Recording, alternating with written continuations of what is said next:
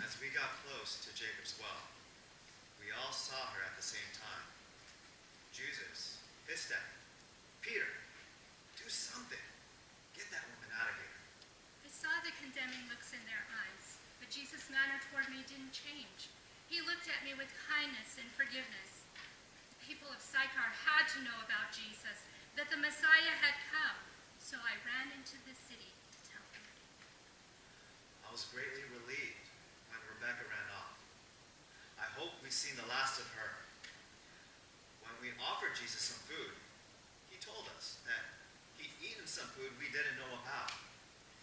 While we were trying to figure out what he meant, Jesus pointed into the distance and told us to lift up our eyes and look at the fields that were ready to harvest. I looked where Jesus was pointing, and all I saw was trouble. Rebecca was leading a group of excited Samaritans straight towards us. What a wonderful time we had. Many of the townspeople believed and drank of the living water as I did.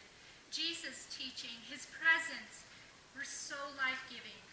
We begged him to stay longer, but Jesus said he had to go and share the message with others. It seemed like we were in Sychar for an eternity. But finally, we set out for Galilee. Those days when we were alone with Jesus were the most precious to me. Just walking together on the road, listening to him teach, asking him any question we wanted. Oh, I didn't realize what a privilege it was. I was a new person, free from my dark past and full of faith in my Messiah. There were still those who rejected me, but I knew Jesus had forgiven and accepted me, and that was all that mattered.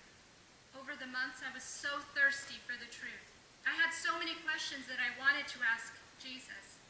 When would he reveal to everyone that he was the Messiah? When would he set up his kingdom? When I heard Jesus and his disciples were on their way to Jerusalem for the Passover, I left immediately for Jerusalem. What exciting days we experienced with the Master. He performed so many unbelievable miracles, healing hundreds of people, raising the dead, feeding thousands with less food than one person would eat. And when we arrived in Jerusalem to prepare for the Passover, everyone was talking about Jesus. The crowds were looking for their Messiah, and we were all ready to crown him king. It was the first day of the week, and Jerusalem was overflowing.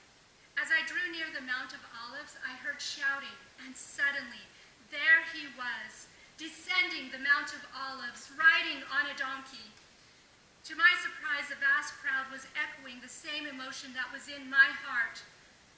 And I couldn't help but join them as they cried out, "Lord, save us! Save us now! Hosanna! Hosanna in the highest!"